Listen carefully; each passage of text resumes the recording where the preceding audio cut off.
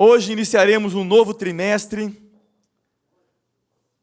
a igreja e o seu testemunho, as ordenanças de Cristo nas cartas pastorais. Ou seja, o que Deus espera da igreja. Amém? O que Deus espera da igreja como instituição e o que Deus espera da igreja de cada um de nós que somos o templo do Espírito Santo. E a nossa primeira lição, hoje é dia 5 de julho de 2015, nossa primeira lição é uma mensagem à igreja local e à liderança. O texto áureo que embasará esta lição está na primeira carta de Paulo a Timóteo, capítulo 4, versículo 12. Ninguém despreze a tua mocidade, mas sê o exemplo dos fiéis, na palavra, no trato, no amor, no espírito, na fé, na pureza. A verdade prática.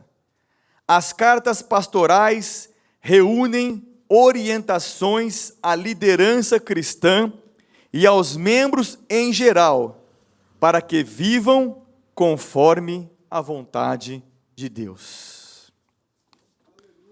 A leitura bíblica, primeira carta de Paulo a Timóteo, capítulo 1, versículo 1 e 2, depois a carta a Tito, capítulo 1, do versículo 1 ao 4. 1 Timóteo 1 e 2 diz assim: Paulo, apóstolo de Jesus Cristo, segundo o mandado de Deus, nosso Salvador, e do Senhor Jesus Cristo, esperança nossa. A Timóteo, meu verdadeiro filho na fé, graça, misericórdia e paz, da parte de Deus, nosso Pai, e da de Cristo Jesus, nosso Senhor. Tito, capítulo 1, do versículo 1 ao 4.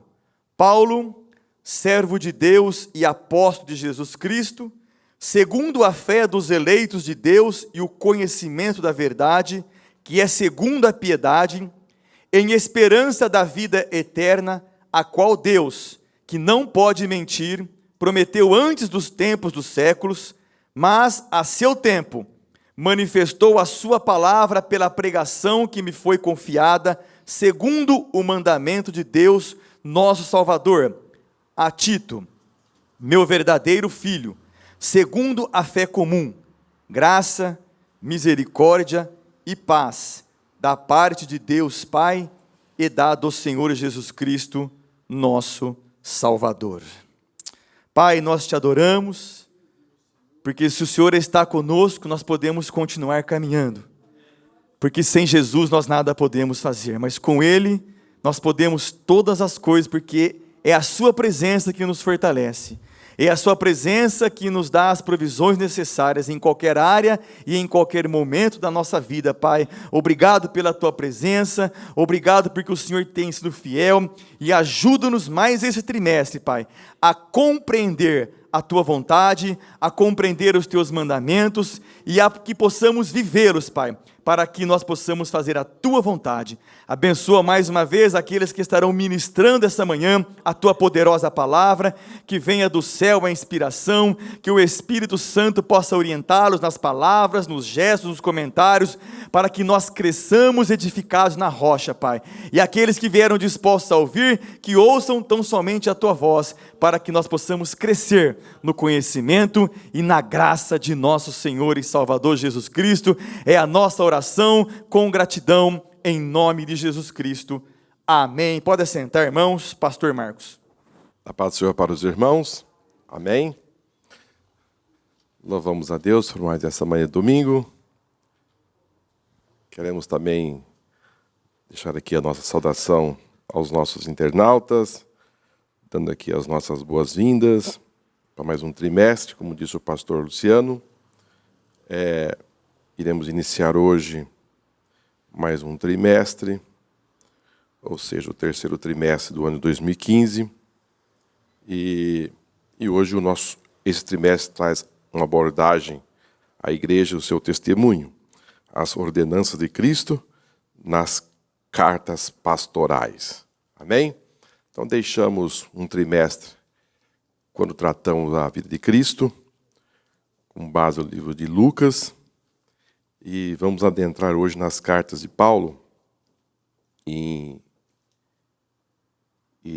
essas cartas estão no 1 Timóteo, 2 Timóteo, e também a carta que ele escreveu para Tito.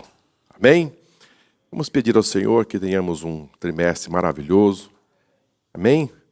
De grandes aprendizados e que venha surtir um efeito magnífico em nossa vida, tanto a nós aqui em Vila Nova, como aos que estão conosco pela internet, os nossos alunos da EBD Online, que estão conosco todos os domingos e têm tido assim um efeito muito grande no aprendizado da palavra do Senhor.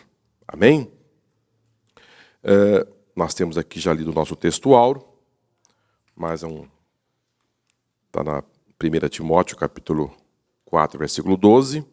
Ninguém despreze a tua mocidade, mas ser um exemplo dos fiéis, na palavra, no trato, no amor, no espírito, na fé e na pureza. E nós vamos observar ao longo desse trimestre que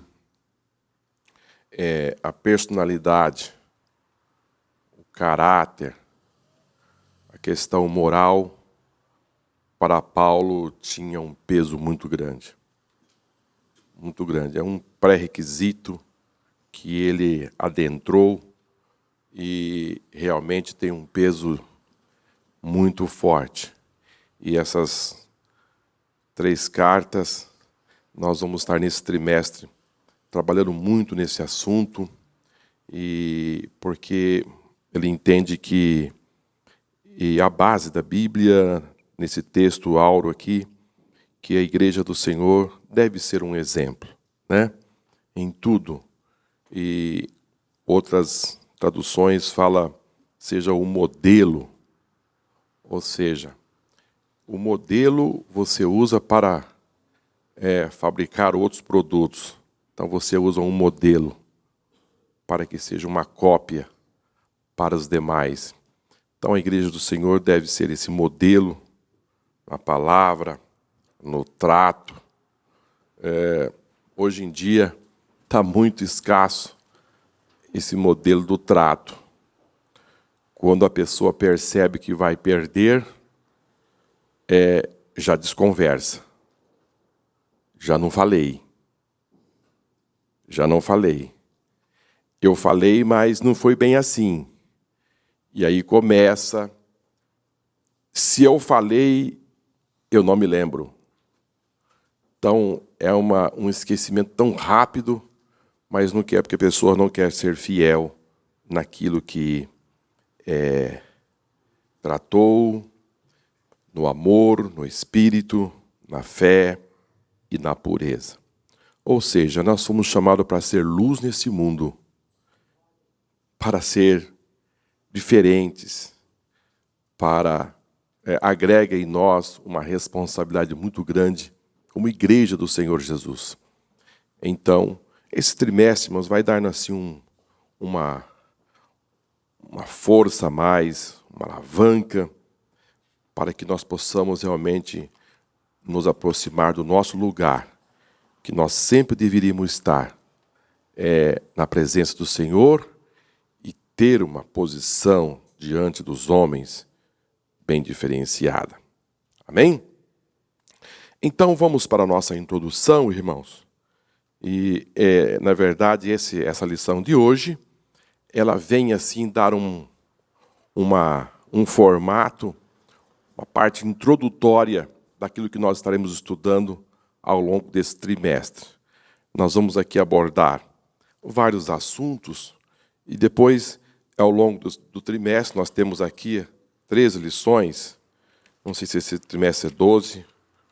Na verdade, são 13 lições que nós estaremos navegando dentro dessas cartas, E hoje nós estaremos, assim, em caráter introdutório, varrendo aquilo que nós iremos estudar durante esse trimestre. Amém? Muito bem. Vamos para a nossa introdução. Nesse trimestre teremos a oportunidade ímpar de estudar as epístolas de 1ª e 2ª Timóteo e Tito. Essas cartas, em geral, são consideradas um conjunto, já que foram dirigidas a 2 jovens pastores que cuidavam do rebanho do Senhor, juntamente com Paulo. O conteúdo delas está repleto de conselhos úteis sobre a estrutura da vida na igreja. Esses conselhos fazem destas cartas verdadeiros manuais eclesiásticos para a liderança das igrejas de hoje. Então, para darmos início a esse trimestre, nesse comentário, nós temos aqui 2 pastores. Um é Timóteo e o outro é Tito. Esses 2 pastores, eles estavam pastoreando igrejas. Timóteo estava pastoreando a igreja de Éfeso. Se os irmãos quiserem aí já deixar alguma coisa registrado. E Tito, Paulo deixou ele na cidade de Creta. Vamos para a Bíblia. 1 Timóteo, capítulo 1 e versículo 3.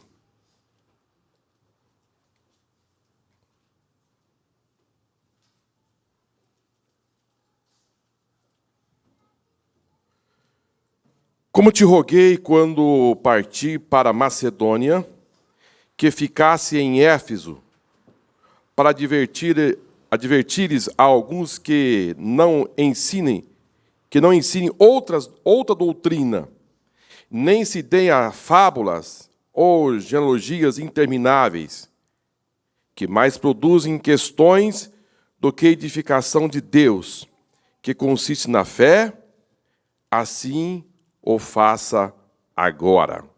Então, nós temos aqui informações importantes, que a igreja de Éfeso estava passando por dificuldades, ensinamentos, heresias, algo intermináveis, que não produziam efeito nenhum no reino de Deus. Então, Paulo, ele, como diz aqui, como te roguei. Ou seja, é mais do que um pedido. Paulo rogou para que Timóteo ficasse em Éfeso, porque Paulo tinha informações precisas que ali naquela igreja estava tendo grandes problemas. E então, aquele jovem pastor, ele fica em Éfeso para dar sequência na obra de Deus e ali tomar atitudes para mudar aquele quadro. Amém? Então, isso mostra, mais uma vez, que a igreja do Senhor Jesus, ela não fica apenas na defensiva. Nós não ficamos somente nos defendendo. Nós precisamos também ir para o ataque. E para esse ataque, Paulo contava com o jovem pastor Timóteo para assim realizar as mudanças que eram necessárias. Tito, aonde Tito estava? Tito, capítulo 1 e versículo 5. Tito, capítulo 1 e versículo 5. Amém? Por esta causa te deixei em Creta, para que pusesse em boa ordem as coisas que ainda restam, e de cidade em cidade estabelecesses presbíteros, como já te mandei. Aqui, nós temos aqui a informação aonde estava Tito, aonde ele ficou? Ele ficou na cidade de Creta para estabelecer presbíteros e também colocar em ordem as coisas que ainda restavam. Significa dizer que tinha mais problema. Tinha mais. Precisava ficar ali para dar sequência nas mudanças que seriam necessárias. Então, irmãos, nesse trimestre nós vamos estar estudando essas 3 cartas, né? Primeira, segunda, Timóteo e também Tito, e nós já temos uma posição aonde esses homens estavam pastoreando.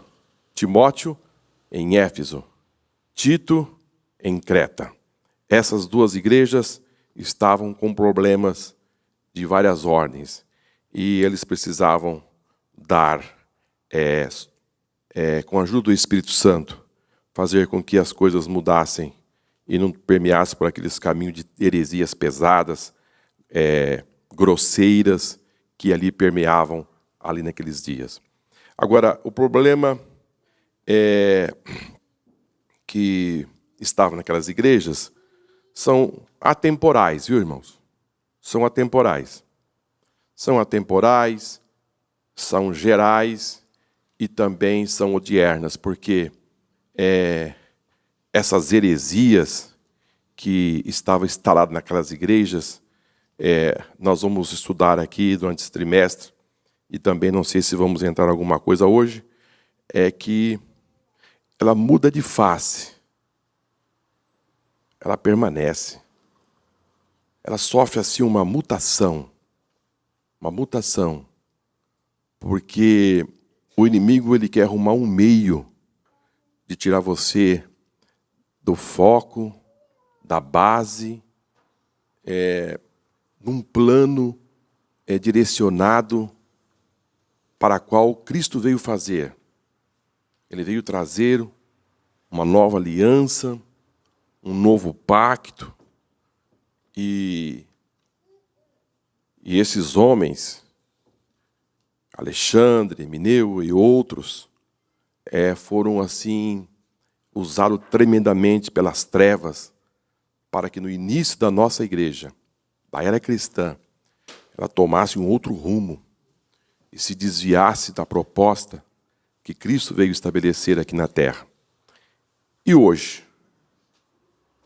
Hoje é a mesma coisa, irmãos, não mudou nada. Ele quer mudar você do plano. Ele muda de face. Muda de face. O diabo não vai, irmão, fazer com que alguém conte que viu Saci Pererê aí. Ninguém mais vai acreditar em Saci Pererê. Mula sem cabeça. Mas naquela época, isso tinha um peso de verdade.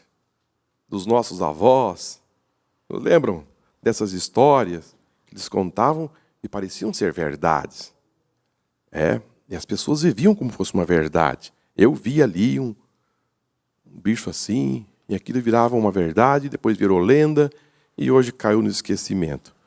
Então, cada época, o diabo ele prepara um tipo de distorção da palavra de Deus, e a gente tem que estar atento, muito atento, qual é a mudança de hoje, qual é a proposta dele de hoje para que você se desvie da fé, para que você caia em alguma armadilha, e você tira o foco da proposta do Evangelho de Cristo. E Paulo disse, se vier contar uma outra história, um outro Evangelho, mesmo que seja um anjo de luz, que seja considerado como anátema. Ah, mas foi um anjo. Aqui nós vamos ver que também o assunto era anjos. Cultuando anjos. Então esse negócio de cultuar anjos não é coisa de agora. Esse é antigo. E tem gente que, se falar em anjo, irmão, ele se acelera inteiro. E há uns que chegam a dizer que a asa bateu no braço dele. E aí ele sai pulando. Então o inimigo sabe como enganar, irmãos. Como enganar. Eu estive num culto, irmãos, eu ainda era solteiro. Eu era solteiro. E não vou falar o nome do pregador. que pregou naquela noite. Na verdade, ele não pregou. Ele só disse que ele viu um anjo entrando na igreja, com uma bandeja na mão, entregando bênção. O anjo estava do lado direito, do lado esquerdo, não me lembro. Acabou o culto. O povo foi ao delírio. Tinha um anjo ali dentro, entregando bênção. E aí precisaram segurar o pessoal na galeria, dos jovens, que muitos pareciam que ia despencar lá de cima. E assim acabou só nesse barulho, só nisso aí. Então, isso é coisa antiga, é muito antigo. E fazer com que a igreja se desvie da palavra, desvie da proposta, toma outro rumo, e saiamos da base alicerçada, que é Cristo, o Evangelho. O Evangelho, irmãos, ele é toda uma simplicidade. Não tem. Paulo disse, simplicidade de Cristo. O Evangelho, mas tem os seus pontos de sustentação que não se pode se desviar dele. Não existe outro caminho.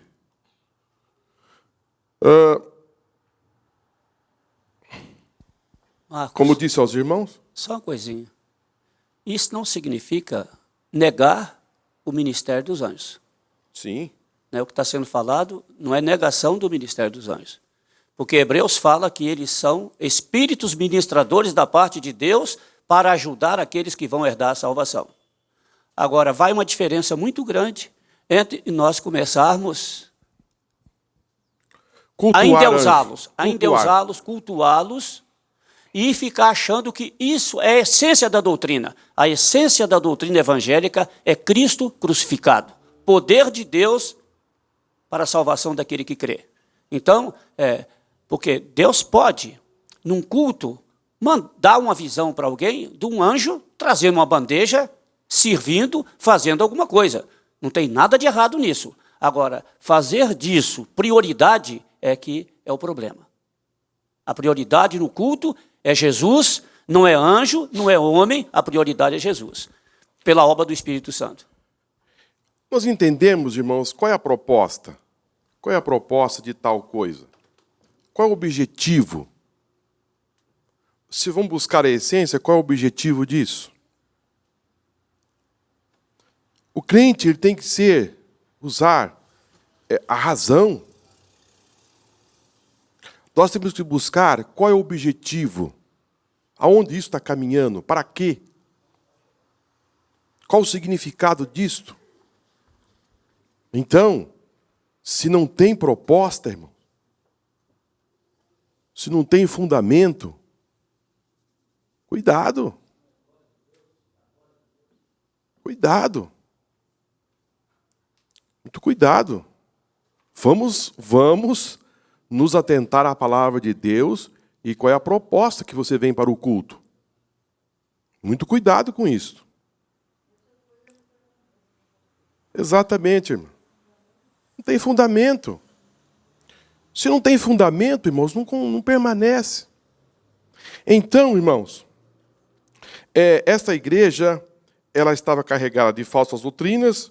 Como disse aos irmãos, surgiram falsos mestres ensinando uma mistura de práticas judaicas e pagã, proibição de casamento e obstinência de alimentos. Daí vai caminhando, e também Paulo, escrevendo já em 2 Timóteo, no capítulo 2, 18, ele vai falar dos problemas que eles afirmavam que a ressurreição dos mortos já tinha acontecido. Nós percebemos, olha o problema onde estava, que dimensão. A ressurreição já tinha acontecido. E assim sucessivamente. Não pode comer. Abstinência de alimento. Não pode comer isso, não pode comer aquilo, não pode comer aquilo outro. Então, a igreja estava carregada de muitas ordenanças e assim as heresias permeavam dentro dessa igreja de forma assim galopante. Exatamente. Depois acho que a gente vai chegar nesse ponto, mas já como o pastor abordou, a matéria era má. E se Jesus veio em carne, ele era pecador. E só o Espírito era bom. Olha aí. Então, olha a confusão na cabeça dos irmãos. Se Jesus não veio em carne, então acabou-se tudo. Porque ele veio como homem, para morrer como homem. E se ele não veio em carne, então, olha aí, irmãos, parece que tem coisas que são assim sutil, mas existem doutrinas que são grosseiras, que batem de frente exatamente com a proposta que Deus veio estabelecer aqui na terra através do seu Filho. Então, esses homens, esses hereges, estavam carregados de doutrinas realmente grosseiras.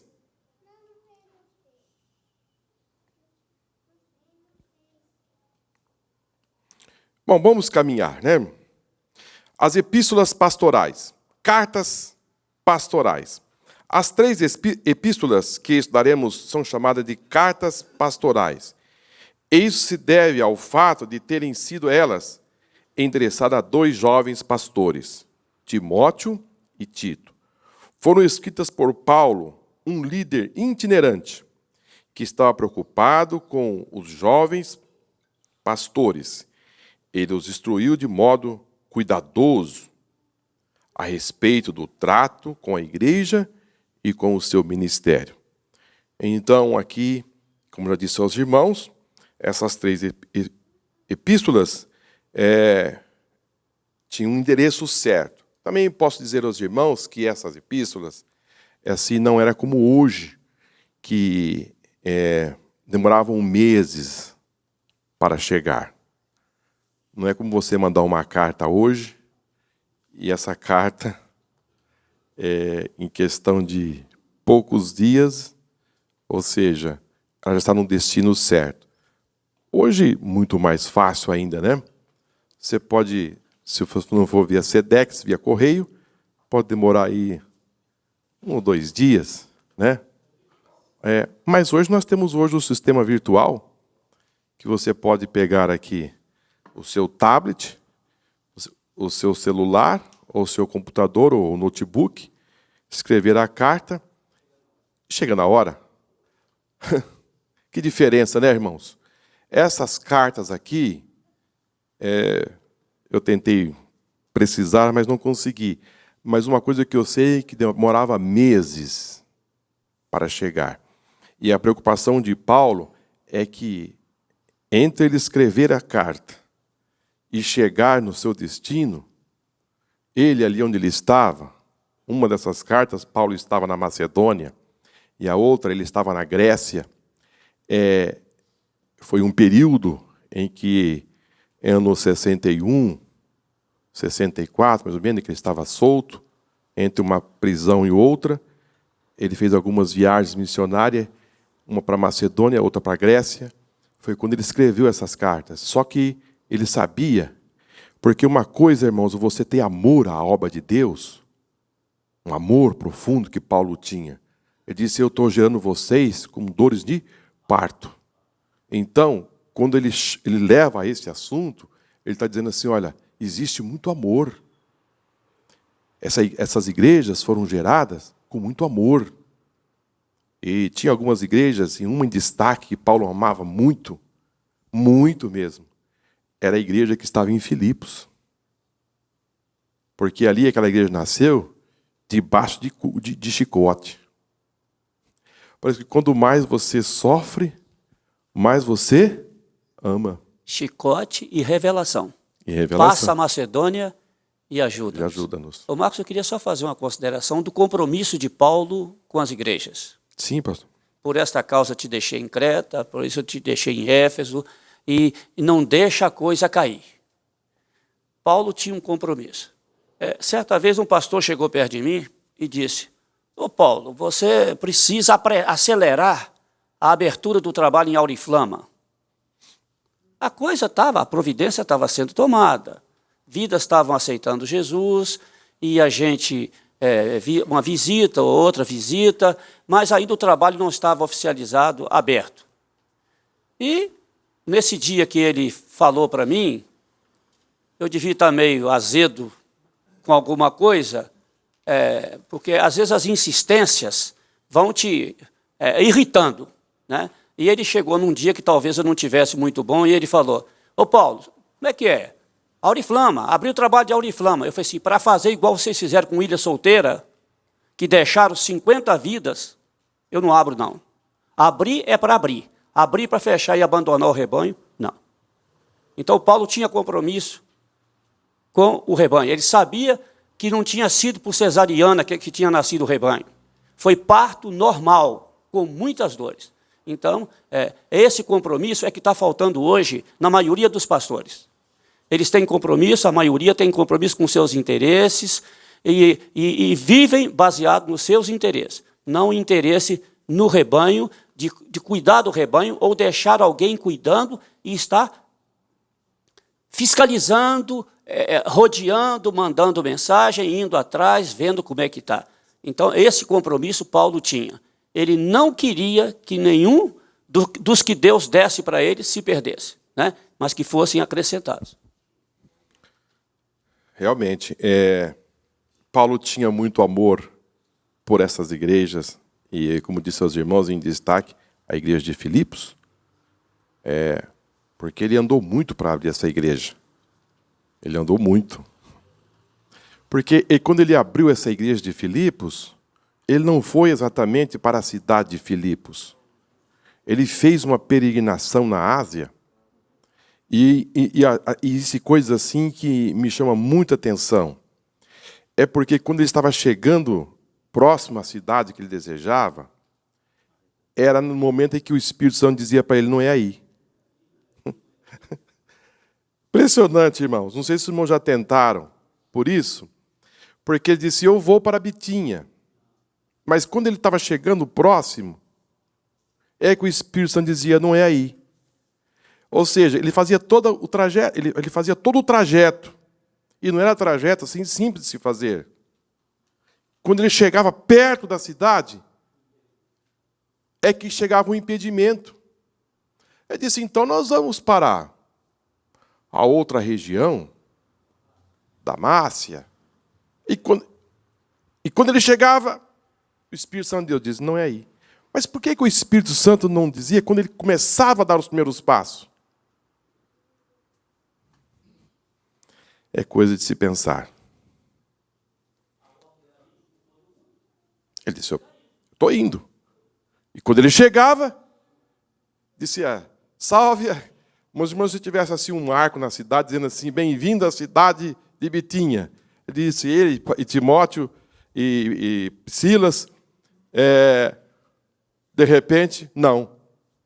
Espírito Santo, depois que eu andei tudo isso, depois que eu viajei, agora a palavra é não, por que o não foi lá atrás? Então nós vamos, restou o quê? Vamos viajar para Troades? Vamos para Troades? Vamos. E quando ele chegou em Troades, mas que ele estava próximo, à noite ele teve aquela visão daquele homem, varão macedônio, e disse, Paulo, passa a Macedônia e ajuda-nos. Ele acordou-se e disse, Silas, é agora. É agora. Agora foi aprovado. Amém? Então, eu penso que não significa dizer que quando você sai, você já está com a proposta correta. É quando você chega. Nem sempre. Aqui, para Paulo, é quando ele chegava na cidade que era um impedimento. Olha, irmão. Muito sério isso, hein? Não sei nem por que estou dizendo isso. Mas o fato é que a igreja, como estava dizendo aos irmãos, a igreja de Filipos, ele andou muito e quando ali chegou, as coisas não foram fáceis. Tudo aconteceu, irmão. Assim, Então, tudo errado, no sentido humano. No sentido humano. Ele parece que estava assim, sem norte. Diz que tem algumas mulheres na beira do rio, e eu estou sabendo que na beira do rio, algumas mulheres se reúnem e começam a falar de religião. Estão aqui procurando informação dentro da cidade. Aonde que nós vamos nos posicionar?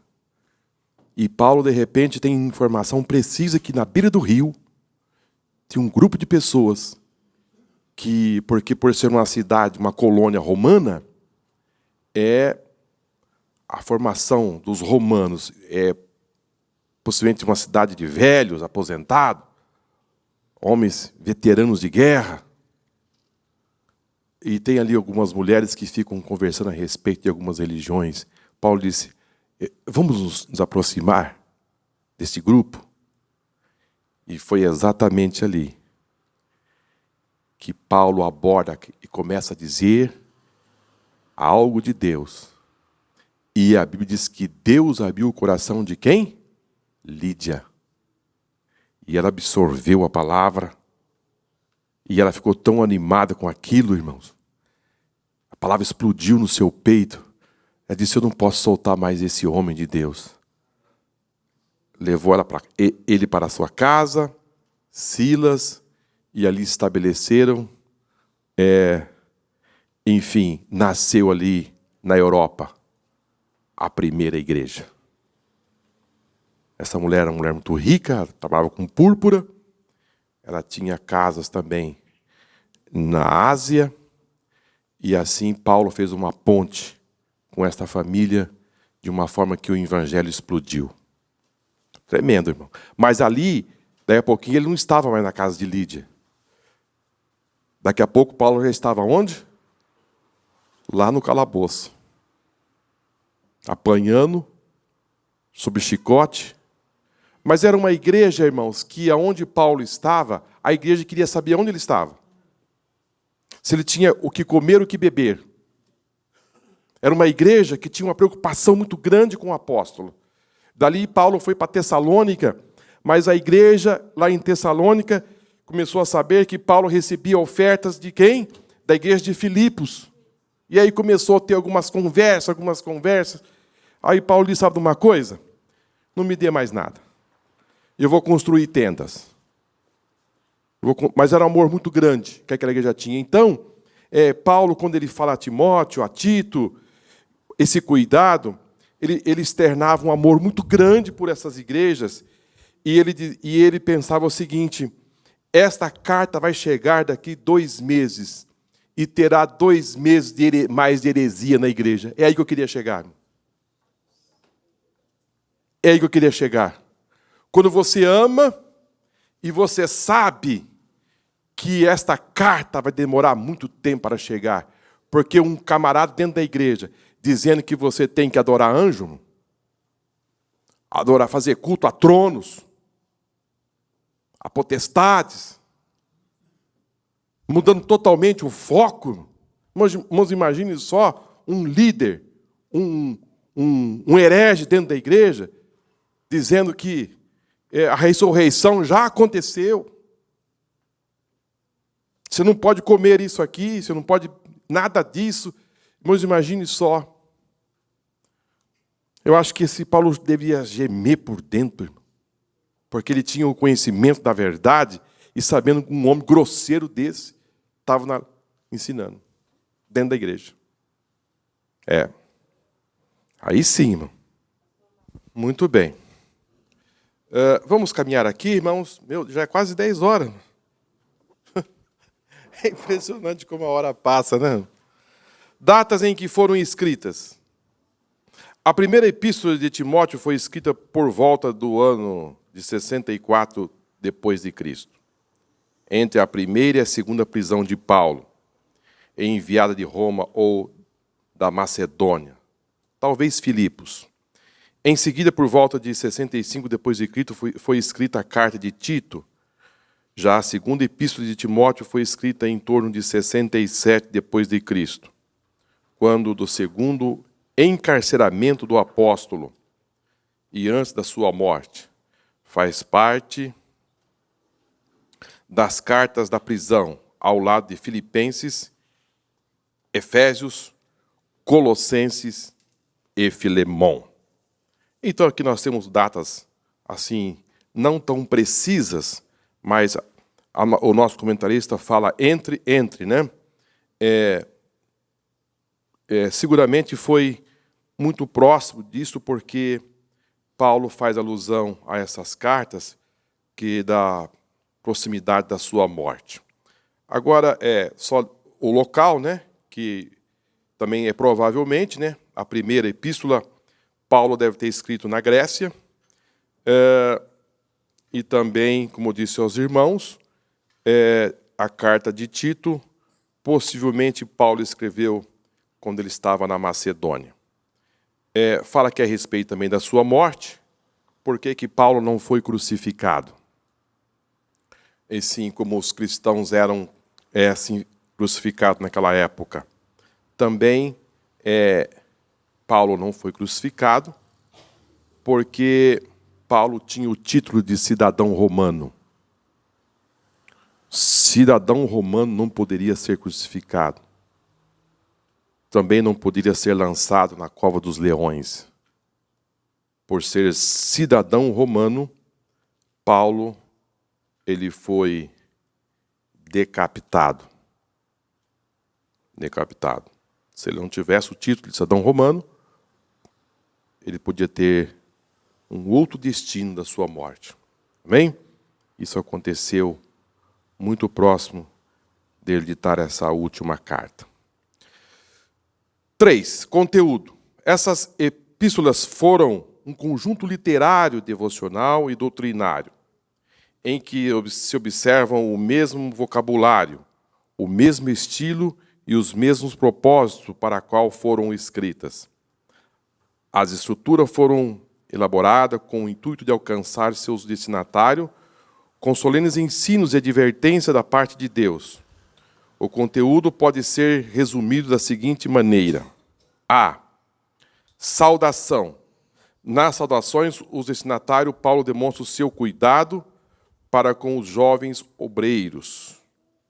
Em todas essas cartas, a 1 Timóteo, também a Tito e também essa segunda carta a Timóteo.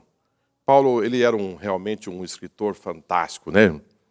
Ele tinha um conhecimento muito aprofundado na literatura. Ele teve uma formação acadêmica desde infância, na sua terra natal,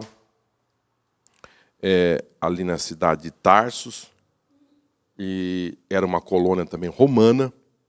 Ali ele, muito pequeno, ele também recebeu assim uma cultura linguística, onde ele veio a conhecer o grego, o hebraico já na cidade de Jerusalém, quando ele vai seguir o caminho de fariseu, e também ele ganha ali o aramaico.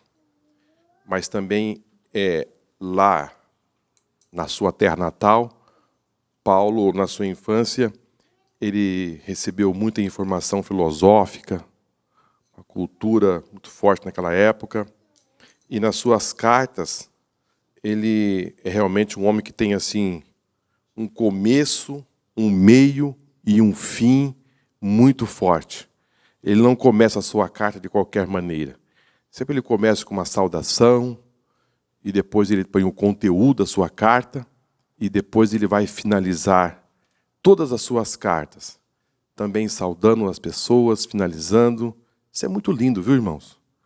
Muito lindo. Então aqui nós temos aqui, lá de início, Paulo com a sua saudação aos seus companheiros, demonstrando todo um cuidado, um carinho, porque há pessoas que não saudam mais, né? Vai abordar um assunto e sem ter encontrado, e depois ele toma um boa tarde, um bom dia, ele vai direto tão ao assunto que ele já não cumprimenta mais as pessoas. Mas é muito importante, irmão, você cumprimentar as pessoas e saudar, antes de você entrar em algum conteúdo, algum assunto, você saudar as pessoas, né? Muito bom. Saudar o porteiro, saudar as pessoas logo pela manhã. Isso é muito bom. Isso mostra um cuidado, e Paulo tinha esse cuidado. B. Qualificações ministeriais. Paulo demonstra que para ser ministro do Evangelho, há requisitos a serem respeitados. Nós temos aqui... nós vamos entrar nesse assunto. Como disse aos irmãos, existem requisitos a serem respeitados, e Paulo ele vai dar um peso muito grande, já disse aos irmãos, esses pré-requisitos. Um item, Paulo trata no sentido assim intelectual. De 15, ele usa um intelectual. O restante, ele usa personalidade, caráter e moral. Tal é o peso. Os requisitos que ele exige aos jovens pastores é que seja olhado muito o lado da personalidade, o lado moral e também o caráter deste homem. É muito forte o outro lado. Alerta contra os falsos mestres e falsas doutrinas. Então, essa carta vai estar carregada, tanto Timóteo como para Tito, um alerta contra os falsos mestres e falsas doutrinas. Falsos mestres e falsas doutrinas já existiam nas igrejas, infelizmente, ainda existem em muitos lugares. D. Cuidado com a sã doutrina. A falta desse cuidado contribui para a disseminação de heresias e desvios de todas as espécies. E comportamento e conselhos a diversos grupos. Paulo fala a respeito dos servos, os senhores, pais, filhos, jovens e outros grupos. Realmente, Paulo ele vai tratar, eu não vou ler aqui para não tomar tempo, né? Mas ele vai dar ênfase a esses grupos, né? As mulheres, aos homens, aos servos, aos jovens, enfim, e a outros grupos dentro da igreja. Ele vai pedir para que esses jovens pastores tenham um cuidado muito grande com cada um deles. A forma de você abordar. Paulo vai não simplesmente abordar um assunto dizendo, olha, que ele seja um tratado, mas como ele deveria ser tratado. Como essas pessoas deveriam ser abordadas. Porque uma coisa, irmãos, é você entrar num assunto de forma errada. Você deve entrar num assunto buscando, da melhor forma, você encontrar o resultado positivo. E nós vamos aqui entender e compreender dentro desse trimestre que Paulo, quando ele vai abordar a questão das mulheres, a questão dos homens, a questão dos jovens, das viúvas, dos órfãos, dos escravos, ele pede para que Paulo e Tito entrem de uma forma. Entrem de uma forma.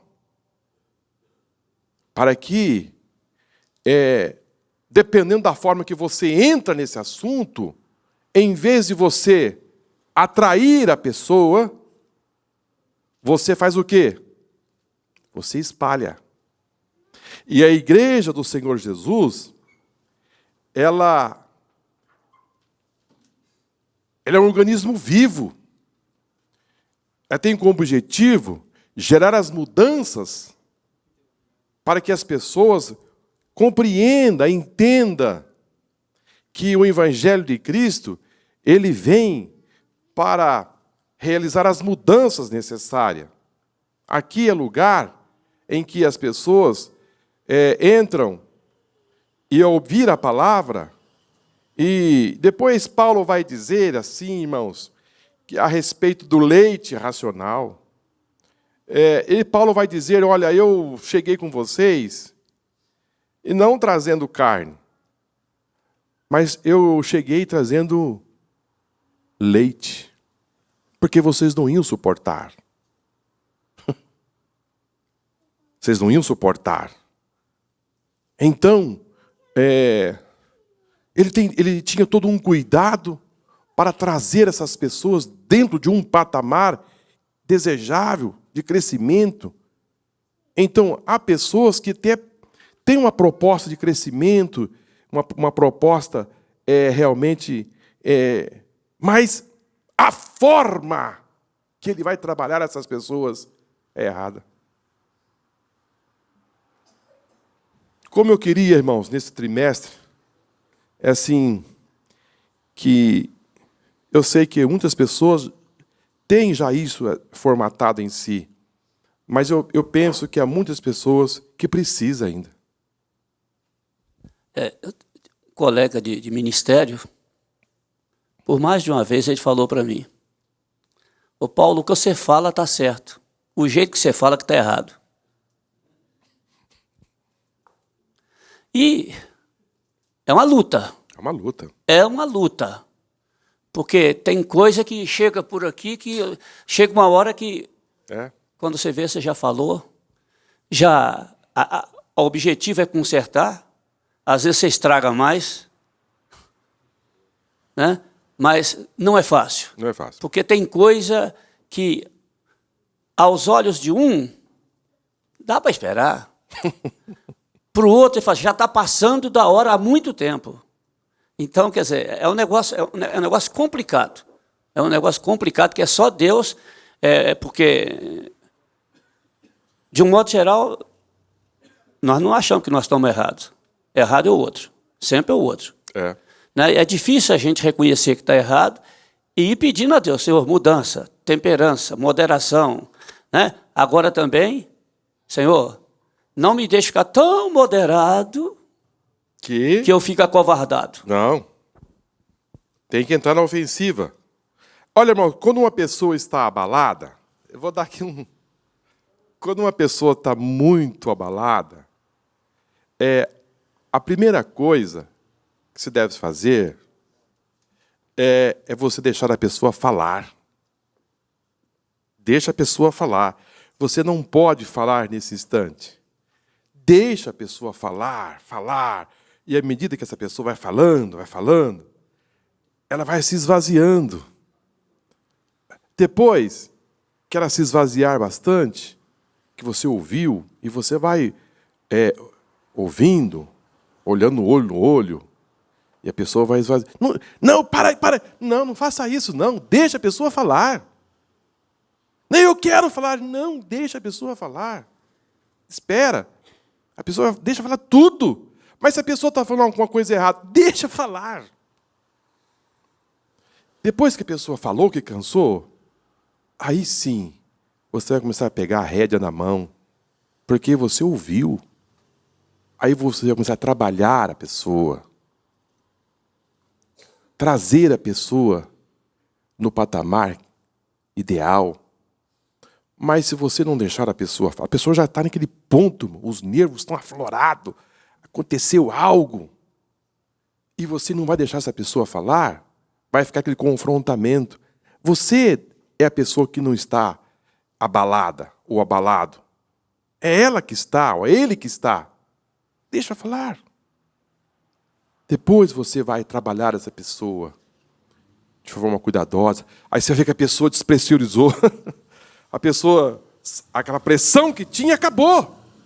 Porque ela jogou para fora tudo. E aí você agora vai trazer essa pessoa, você vai trabalhar essa pessoa de uma forma mais tranquila. Isso é uma ajuda. Paulo tinha isso, irmão. Deixa a pessoa dizer o que quer, está sentindo. Mas aquilo que o pastor falou, a proposta, você não ficar de forma moderada dizendo, como Eli, ontem, quando ouvimos a mensagem ontem, deixa meus filhos aí, Um dia eles vão aprender. Não, irmão. Não vai aprender nunca, não. Não vai aprender nunca, não.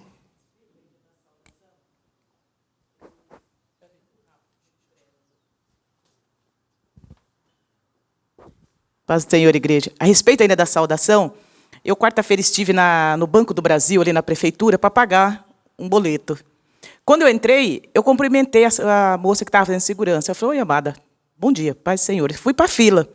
O que me chamou a atenção é que ela deu mais uns 2 passos e ficou onde a visão dela me alcançava na fila.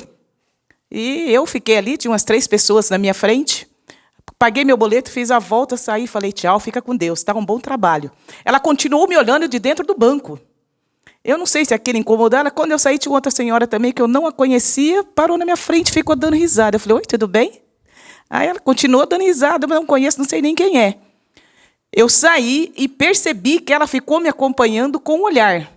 Então, eu penso assim que realmente está tão difícil saudar. Eu falo assim que hoje, para mim é paz do Senhor, Deus abençoe, tenha um bom dia.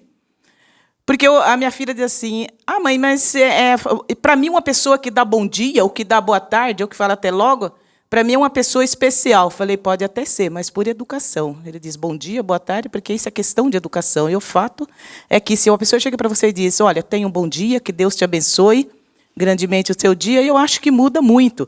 Mas, senhor, falando da saudação, as dificuldades, realmente, eu senti, até eu fiquei um pouco incomodada, porque ela chegou a ficar numa posição, eu nem entrei com bolsa, eu deixei a bolsa lá fora, no guarda-volume.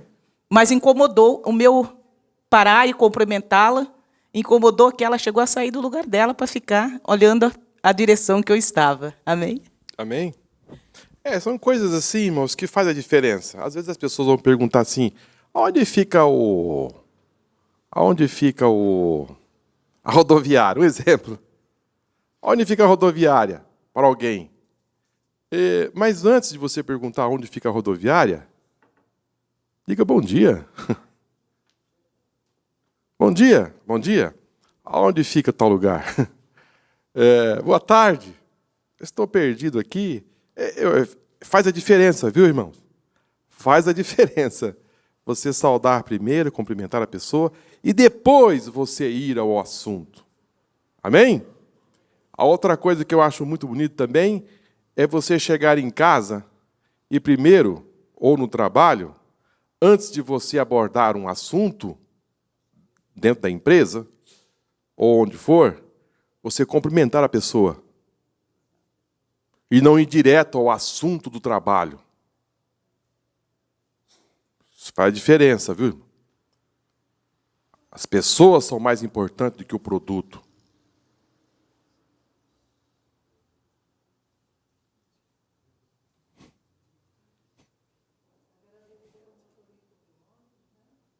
Exatamente. Porque se você for direto ao produto, a pessoa tem menos valor. Depois você vai ao produto. Você fez aquele trabalho que foi pedido? Você realizou aquele trabalho? Já está pronto? Mas, primeiramente, olha no olho, cumprimenta. Como é que foi o seu dia? Você dormiu bem? Boa noite, bom dia. E depois você vai ao assunto. Isso faz a diferença, viu, irmão? Faz muita diferença. Muito. Isso é muita diferença. Você já fez a lição? Primeiro cumprimenta seu filho. Dê um abraço nele. Como é que foi o seu dia, meu filho? Chegou à tarde do trabalho, está lá em casa. Como é que foi o seu dia? Está tudo bem? Correu tudo bem? Foi. Agora vamos para a sua lição diária. Vamos lá para a cozinha se você lavou a louça. Vamos lá se você passou o aspirador de pó. Vamos ver se você arrumou a cama. A pessoa sente amada, irmãos, valorizada, mais do que a obrigação.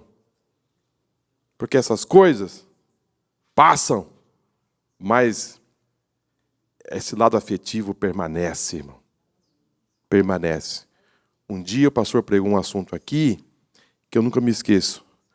São pessoas, parece que desalmadas.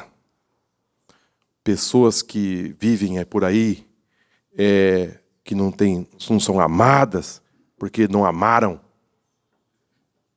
Não amaram. Simplesmente tem que amar. Paulo, vamos para o nosso texto áureo? Ninguém despreze a tua mocidade, mas seu exemplo dos fiéis na palavra, no trato e no amor. No espírito, na fé e na pureza. Faz a diferença, viu, irmão? Nós somos chamados para fazer a diferença aqui nessa terra. Olha, eu penso que esse trimestre vai ser forte, hein? Amém? Vai ser uma bênção para as nossas vidas. Venha, irmãos, para a escola dominical com o intuito de aprender. Venha com esse sentimento, dizendo, eu preciso melhorar.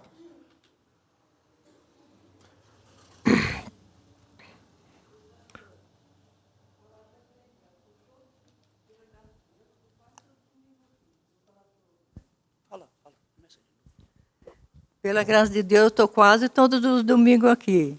E hoje eu já aprendi. Porque eu tenho uma nora que é explosiva. Aí quando ela está com problema, ela vem, fala. Aí eu enjoo de ver ela, aí eu vou falar, ela fala, deixa eu falar. Então tem que escutar agora. Agora eu vou só escutar. Deixa ela falar. Depois ela vai ter calma para te ouvir. Esse é o detalhe. Quando ela fala bastante. Porque imagina uma pessoa nervosa falando, ou nervoso falando, irmão, e você impedir ele de falar. Irmão, não vai chegar em lugar nenhum. Vai pegar fogo esse negócio. Daqui a pouco você vai ver todo esse atracado lá. Porque um não deixa o outro tá querendo falar, ele está nervoso. Bom, a propósito e mensagem, orientar os líderes quanto à vida pessoal. Paulo exorta o jovem pastor Timóteo, dizendo que ele deveria servir como exemplo em tudo. Para estar na liderança de uma igreja local, é imprescindível ter uma vida exemplar. Também é necessário e importante que o líder saiba cuidar bem da sua vida familiar, a fim de que sua esposa e filhos tenham uma boa conduta. Paulo tinha esse cuidado, irmãos, porque as pessoas estão... Um líder, ele não é assim, somente avaliado pelo que ele fala. Pelo que ele fala. Na verdade, esse líder, ele fala praticamente pela sua conduta, do que pelo que ele fala. Por isso que eu disse aos irmãos no início, que Paulo, entre 15 requisitos que ele exigiu do jovem pastor, um foi intelectual. E os demais foram personalidade, caráter e moral. Por quê? Porque as pessoas estão avaliando constantemente. Estão avaliando. Eu preciso conhecer fulano. Mas não precisa muito não, levanta o olho assim, dá uma olhadinha, você já faz Não tem muita dificuldade, não. Não tem muita dificuldade. Então, as pessoas estão sempre fazendo uma avaliação. É bem verdade que essa avaliação tem que tomar muito cuidado, porque há pessoas que só vê negativo, né? O lado negativo. Não conseguem enxergar nada de bom nas pessoas. Mas Paulo tinha um cuidado de dizer, olha, quando você for procurar alguém para estar na liderança, é imprescindível que ele seja uma pessoa exemplar. Ele não vai ser uma pessoa perfeita, mas ele tem que ter carregado consigo bom exemplo. Ele tem que ter uma família, filhos que tenham uma boa conduta, para que ele possa assim reger. Porque, irmão, se uma pessoa que não consegue liderar, cuidar de casa, como é que Paulo diz, como é que ele vai cuidar da igreja do Senhor? Não vai ser difícil. Porque você convidar alguém, irmãos, para exercer um trabalho que ele já não consegue fazer lá em casa, é você chamar ele para a derrota. Ele não vai ter dificuldade de exercer aquele trabalho. Um exemplo, uma pessoa é um péssimo operador. Vamos para a indústria. Ele é um péssimo operador. Chega atrasado, leva as coisas de qualquer maneira, ele não tem ali um padrão bom. Aí você chama essa pessoa para ser gerente? Como é que ele vai ser um bom gerente se ele não é um bom operador, um bom funcionário?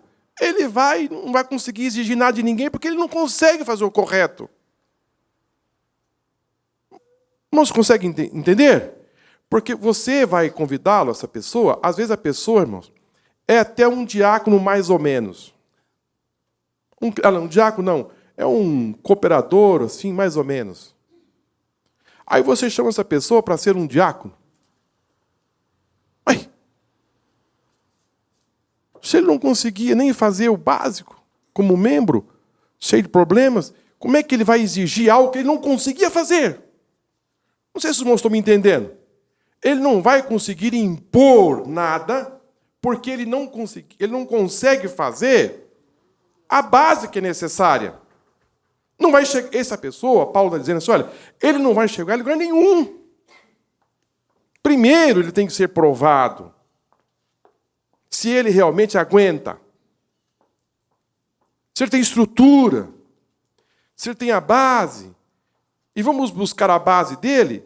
Vamos buscar lá, na sua casa, onde ele convive, ver se ele realmente consegue fazer um trabalho diferenciado. Porque agora ele vai ter que dizer com palavras e com a vida. Se ele não conseguia fazer antes, agora piorou. Porque agora vai ser exposto. Então essa pessoa precisa ser trabalhada. Essa pessoa precisa ser ensinada. Para depois essa pessoa se expor essa pessoa um trabalho na igreja. Porque essa pessoa não vai aguentar uma pressão. Essa pessoa vai ser exposta, ela vai morrer. Infelizmente, hoje não é o que se vê. A pessoa, às vezes, se busca alguém porque preenche apenas um requisito.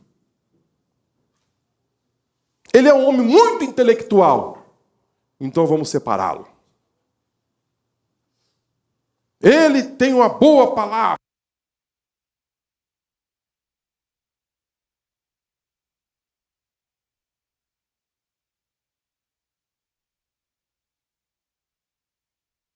Só vou carregar esse assunto. Eu era solteiro e eu conheci um obreiro, e esse obreiro era de uma outra denominação, aqui da cidade de Campinas, da Assembleia também, mas é de outro ministério. E ele disse, olha, Marcos, vai ter uma consagração para evangelista aqui na cidade de São Paulo, e eu conheço o pessoal lá e tal, já conversei com o pastor presidente, e o pastor presidente disse, deu ok, então você é diácono, e lá já deixei tudo certo, só tá esperando você dizer sim. Então, se você dizer sim, você traz seus documentos, que no próximo mês, no dia tal, vai haver uma consagração lá em São Paulo e você já vai sair lá evangelista. Falei, irmão, eu penso que sou um diácono, mas ainda penso que ainda estou precisando melhorar como diácono. E imagine se eu entendo que eu não sou um diácono ainda à altura. Como é que eu vou procurar receber uma consagração de evangelista? Que efeito vai ter isso na minha vida? Eu disse não. Disse, não vai querer? Disse não. Olha, irmãos, eu fiquei 22 anos como diácono. Rejeitei ser evangelista para uma igreja, assim, assembleia também, mas não quis.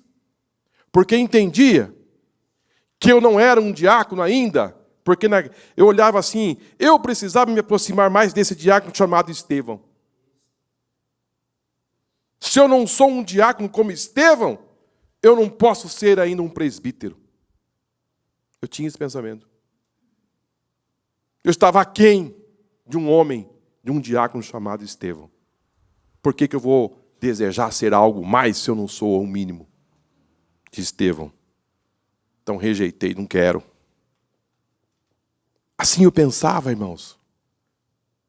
Assim eu pensei ao longo, fiquei 22 anos como diácono da igreja, dirigindo igreja e era diácono. Não tem problema. Não tem problema. Mas a hoje, irmãos, não sei, parece que graça na pessoa, entendendo disso, eu preciso. Não, meu irmão, não tem porquê. Não tem o porquê. Você é, sabe o quê?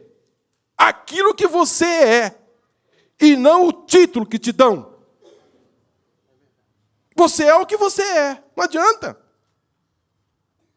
Me deram um título de tal, mas você responde por isso? Você tem esta capacidade? Não, então você não é. Só tem só o título. Ninguém dá, irmãos, aquilo que não tem. Não adianta você buscar. Alguém diz assim, Marcos, me dá $100 aí agora. Não tenho. Só o Josué que tem. Josué, você pode ter certeza que tem $100 ali. Ou senão o Samuel também tem fácil facilidade. Ninguém, irmãos, consegue dar aquilo que não tem, não adianta. Não é possível você. Então, é necessário que a igreja do Senhor, ela tenha esse cuidado de levantar obreiros, levantar pessoas para estar na frente de trabalho, para que você não mate. Porque se você carregar alguém para um ministério, para um trabalho que não tenha condição para tal, você vai matá-lo. Ele vai ficar exposto, ele não vai suportar as críticas, ele vai morrer. A plantinha vai morrer. Ele não vai aguentar, irmãos, o impacto.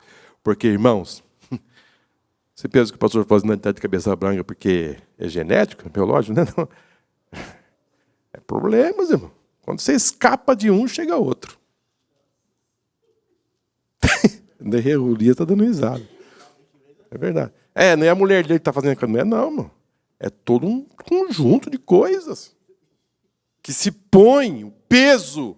Fala, meu Deus, como é que eu vou resolver isso agora? E às vezes vai resolver, você entra em parafuso. Você vai ajudar, chega uma carga contra você, porque você ajudou. E aí? Então não devia ter ajudado. Não, você fez certo. Só que agora você tem que ter estrutura para aguentar a ingratidão.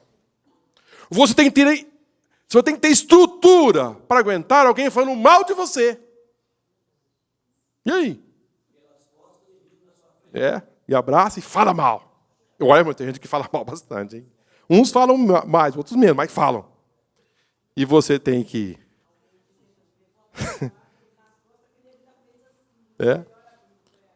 Agora, você levanta um homem desse para cuidar de um trabalho, sendo que ele não aguenta ninguém dizer uma palavrinha contra ele. Sabe o que vai acontecer? O irmão sai ali e sai por aqui. Ele vai arregaçando as mangas. Vamos conversar aqui fora. Você falou ali. Não, irmão. Ou dá oportunidade para ele falar alguma coisa de Jesus, ele vai descarregar todo o seu sentimento contra o irmão. E aí? Vamos, irmãos, o horário já deu. Olha, muito rápido, né, irmão? Olha, eu pensei, falei, meu Deus, é uma parte introdutória, mas conseguimos abordar alguns assuntos aqui muito importantes, lembrando aos irmãos que, assim, quero dizer nesse momento, que esse trimestre, irmãos, nós teremos como, assim, uma proposta de não atacar ninguém, em absolutamente, irmão, em pegar ninguém, absolutamente. Nós estamos aqui caminhando para buscar cada um melhorar. Amém? Quantos querem melhorar mais? Amém? Nós estamos aqui para melhorar mais. Quem sabe, quem mais precisa melhorar sou eu. Amém? Quem mais precisa? Quem sabe que... Vamos dizer uma linha aqui. Essa linha seria o ideal, o modelo. Quem sabe eu sou o mais distante, que preciso caminhar mais. Não sabemos.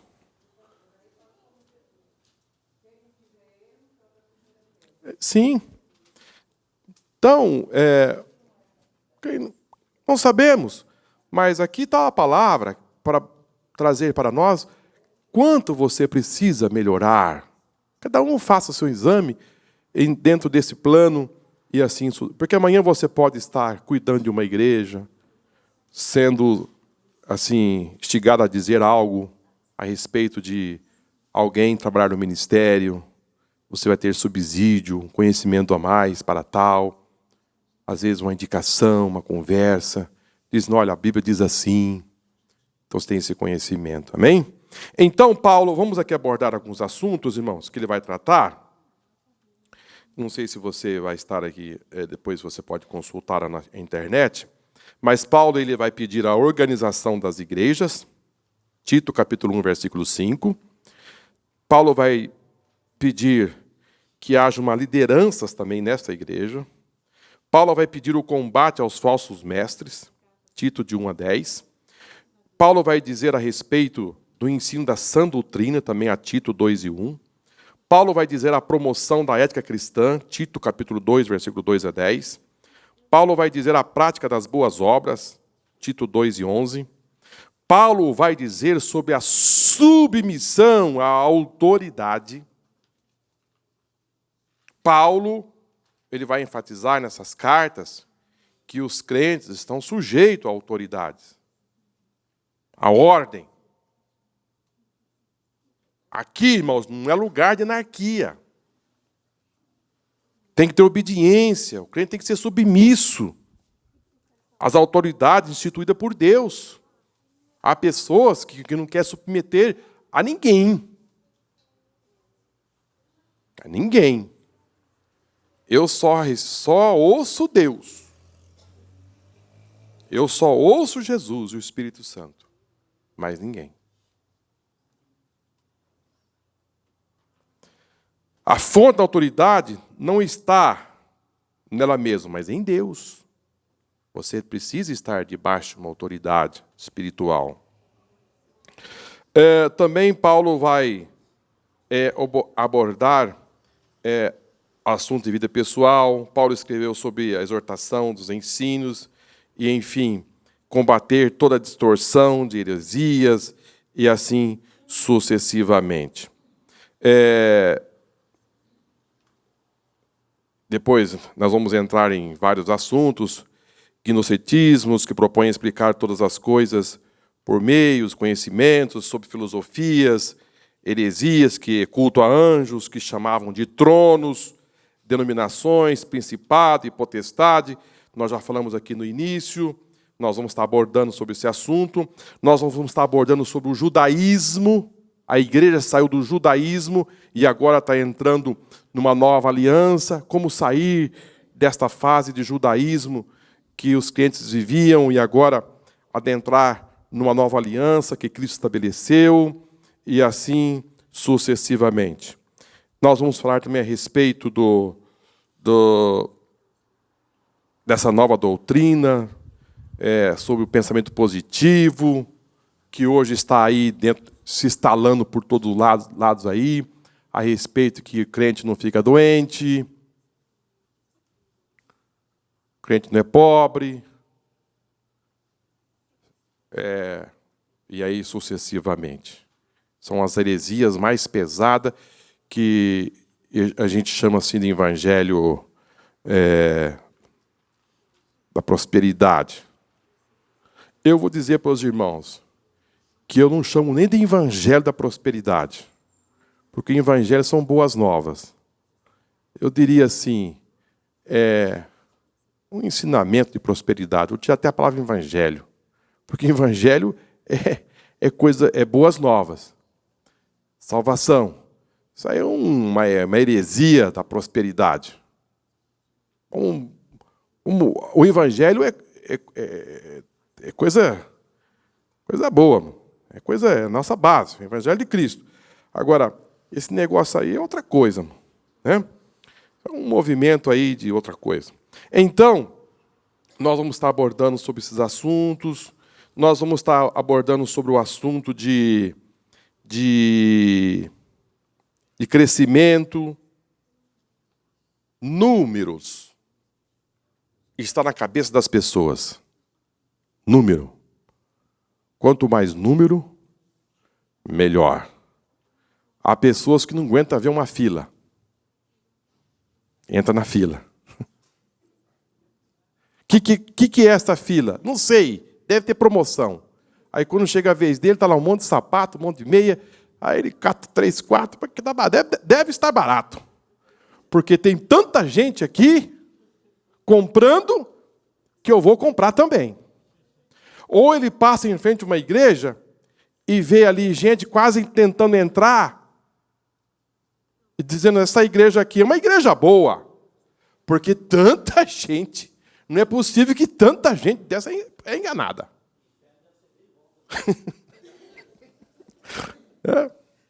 Não é possível, de 6 horas da manhã, tanta gente. Essas pessoas acordaram bem cedo e estão aqui abarrotando essa igreja. Deve ser muito bom. E outra, tem muita gente aí sendo beneficiada. Porque para fazer um sacrifício desse, está tendo resultado. E é aí que eu vou entrar.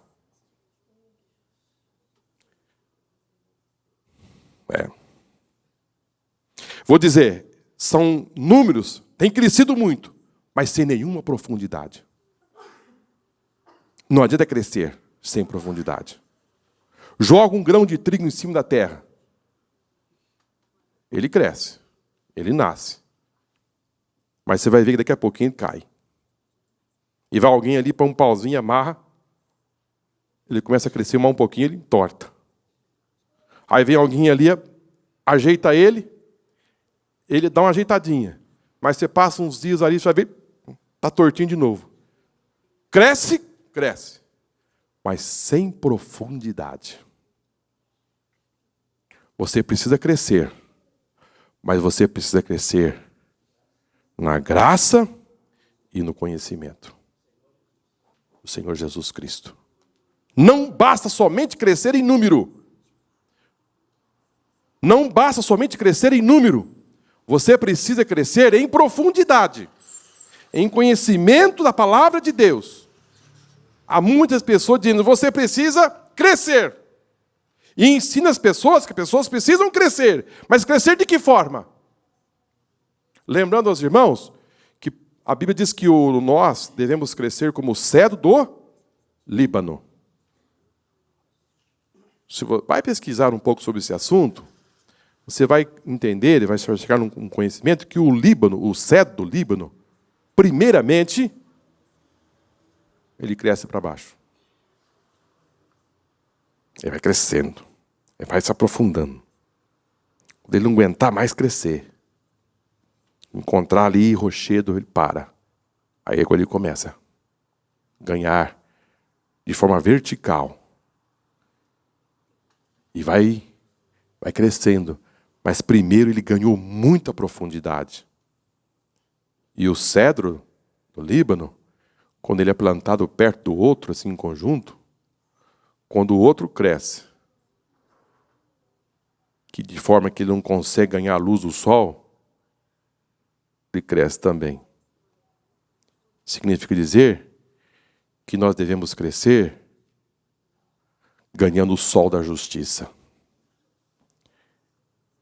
Olhando para Ele e gerando crescimento.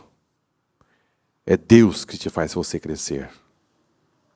Ele é o sol. O cedro cresce. Quando ele perde o contato do sol, ele cresce um pouco mais. E assim ele vai crescendo. Ele pode crescer, porque primeiramente ele cresceu, ganhou raízes profundas. Outro ponto, irmãos, é crescer, mas com credibilidade. Crescer sem credibilidade, irmão, não adianta. A igreja do Senhor, você deve crescer, mas gerando credibilidade. O que me adianta crescer sem credibilidade? O que me adianta crescer sem piedade? O que me adianta crescer somente numericamente? Não. Eu não posso crescer desta forma.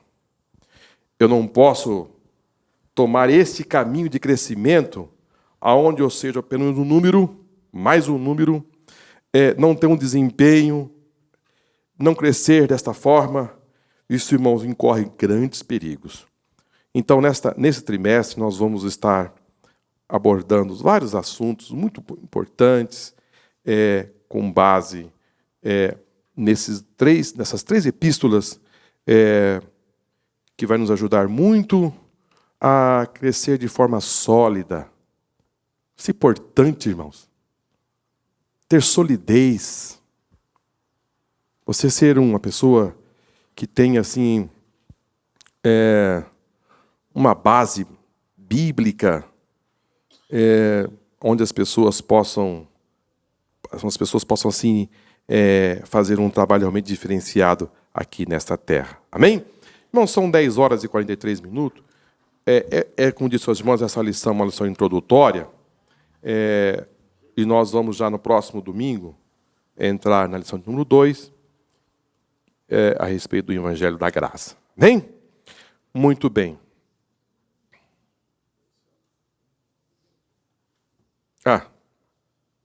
A nossa irmã Adma quer saber o que é sã doutrina. Se tem a ver com costumes, cortar cabelo, calça comprida e maquiagem.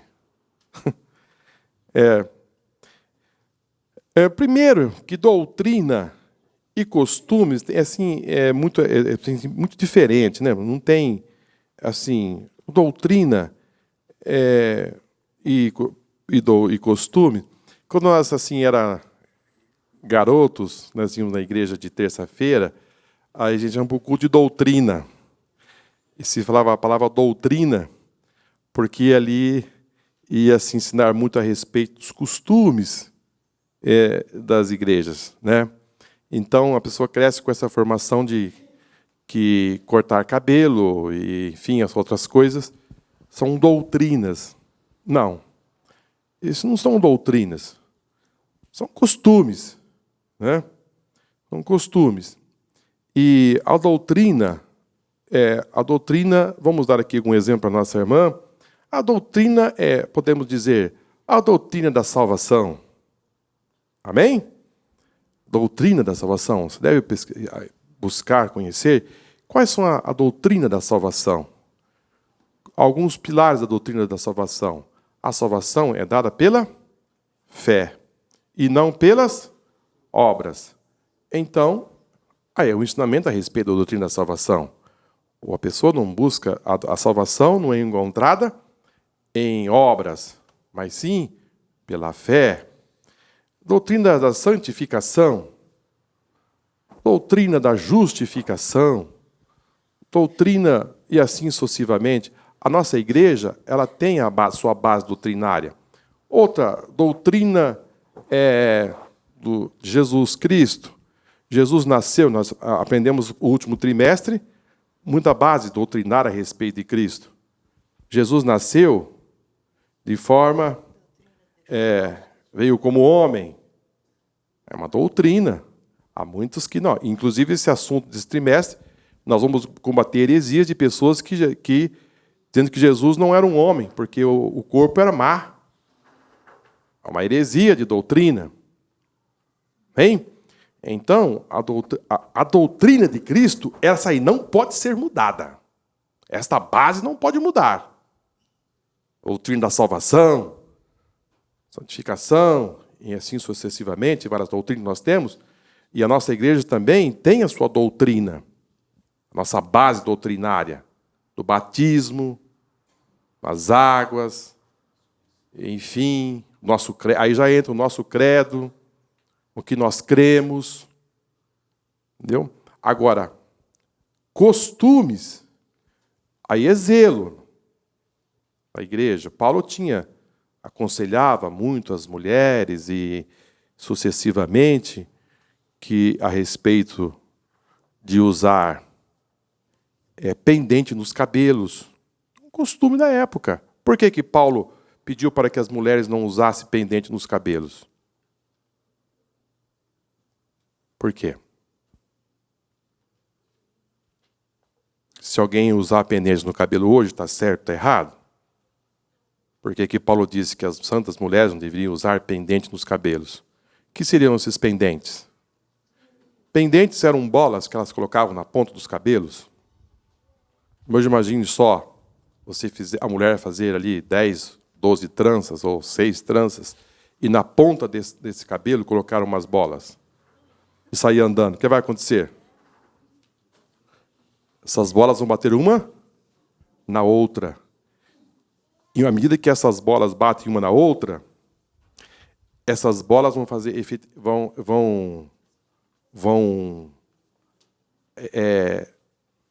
ruído, barulho, chamar a atenção.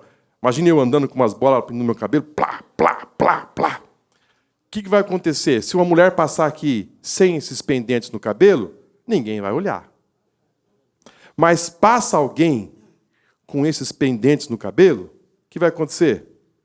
Eu estou conversando com o pastor Falzerino, passa, plá, plá. Eu vou olhar. E vou olhar para quem? Para aquela mulher. E eu olhando para aquela mulher, ela vai passar na rua e vai chamar a atenção de todos os homens. Então Paulo chegou na igreja e disse: vocês, mulheres, não vão usar esses pendentes, para que vocês não sejam conhecidos como essas prostitutas, ou pode ser que alguém não fosse prostituta, não sei, mas eram pessoas que tinham uma imagem negativa na cidade. Então, isso é um costume. Naquele lugar, naquele momento em que a igreja de Cristo estava atravessando, aquelas mulheres estavam atravessando, aquele costume naquela época, que traziam assim, algo muito negativo para a igreja. Então, Paulo faz essa recomendação, que elas não usassem esses pendentes. Agora, Paulo, a igreja de Cristo, ela tem que ter esse cuidado com a imagem negativa que possa trazer para a igreja. Então, o pastor, ou líder daquela igreja, daquela comunidade, ele fica de olho. Isso vai trazer algo negativo para a igreja? Vai. Então ele chama a igreja, chama essa comunidade e diz: vocês não façam isso, porque isso vai trazer assim, uma visão negativa para vocês. Então não façam isso. Ah, mas isso não está escrito na Bíblia. Meu irmão, é o zelo, é o cuidado, para que você não tenha essa imagem negativa da igreja. Lá o mundo está tendo essa imagem que se você fizer, você vai estar sendo dizendo: você é igual. Você está tendo o mesmo padrão deles. Agora, a base doutrinária, não, isso é outra coisa. Sã doutrina é a base doutrinária. Agora, costume, ela diz aqui, cortar cabelo. Por exemplo, um outro assunto a respeito de joias, né, que foi muito falado a respeito de joias. A Bíblia diz que a Sara, ela tinha muitas joias, irmão. E quem deu essa joia para Sara? Abraão. Tinha muitas joias. Rebeca, quando ela foi se casar, ela recebeu muitas joias de quem? De Isaac, presentes. Agora, Jacó, quando ele pede para que as suas filhas, as mulheres na época, trouxessem os pendentes das suas orelhas, que falam ali, os pendentes, aqueles pendentes ali, irmãos, na verdade, esses pendentes eram argolas que elas carregavam e colocavam nas orelhas mas ostentando outros deuses. Outros deuses. Aquilo, para elas, era um deus. Então, por isso que diz, tirai os deuses estranhos que estão no meio de vós. Então, as pessoas deviam, aquelas mulheres, estavam ostentando os deuses das outras nações, nas orelhas, nos corpos, e assim sucessivamente. Então, se você tiver alguma joia, que isso para você é um deus, simboliza um deus, se afasta. A nós, o único Deus verdadeiro é Ele, e não essas joias.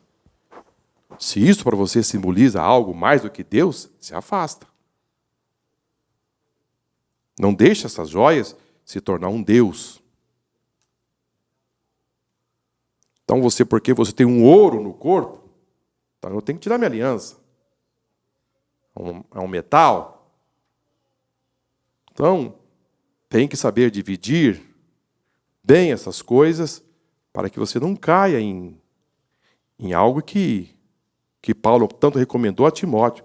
Essas pessoas estão carregando tantas coisas aí, quando ele disse aos Colossenses também, por que vocês se carregam de tanta ordenança, diz não toque, não use, não manuseie? Essas coisas não têm nenhuma agregação espiritual a não ser para o corpo. Então, nós precisamos diferenciar uma coisa da outra para que você viva em paz. Então, nossa irmã Adma também fala a respeito de maquiagem, tantas coisas mais. Então, tudo isso aí a pessoa deve entender por que isso está sendo feito, se é para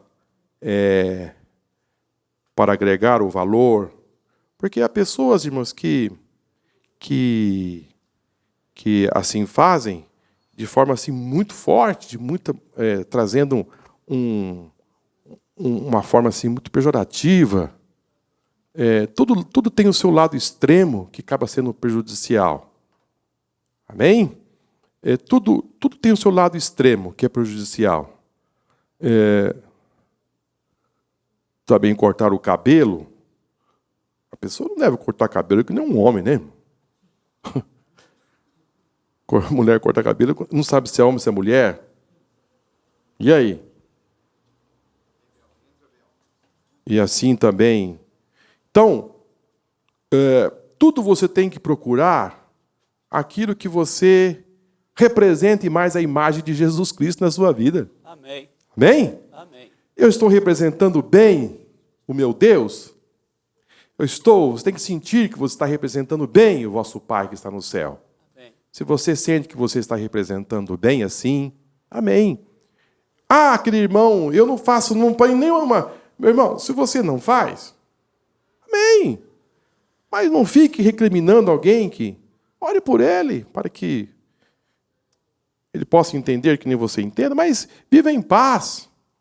Olha, eu sempre digo aos irmãos, não existe tamanho de cabelo, não existe tamanho de saia, não existe tamanho, quantidade de maquiagem ou menos, que leve alguém para o céu. Não existe. Não existe. Mas isto vai dizer quem você é.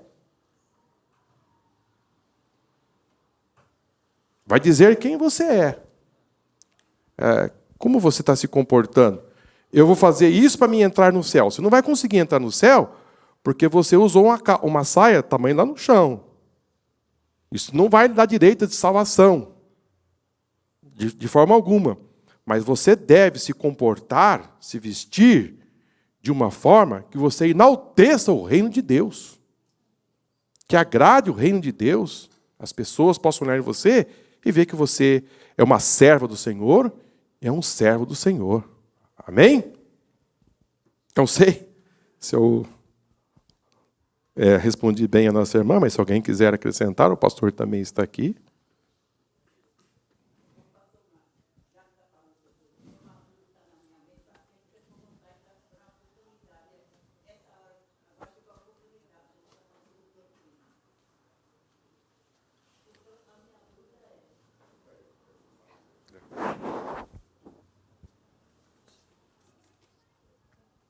Eu sou dos irmãos com a paz do Senhor. A minha dúvida é que quando eu aceitei Jesus, que no dia da ceia, você tinha que apresentar o cartão de membro. Pelo menos na igreja, com converter, era assim. Aí, quando eu conheci a Assembleia, que eu vim para a Assembleia, era a mesma coisa, apresentar o cartão de membro. Depois, passados dos anos, acabou tudo isso. Então, eu queria saber se isso é doutrina ou é costume. Que eu lembro bem, a entrada dessa igreja era aqui do lado, um portãozinho bem pequenininho, estreitinho. Aí a gente chegava, tinha um diácono lá na porta, lá, você deu o cartão de membro para apresentar. Se você não apresentar o cartão de membro, você não entrava, você tem que ir em casa buscar, para identificar quem é crente e quem não era.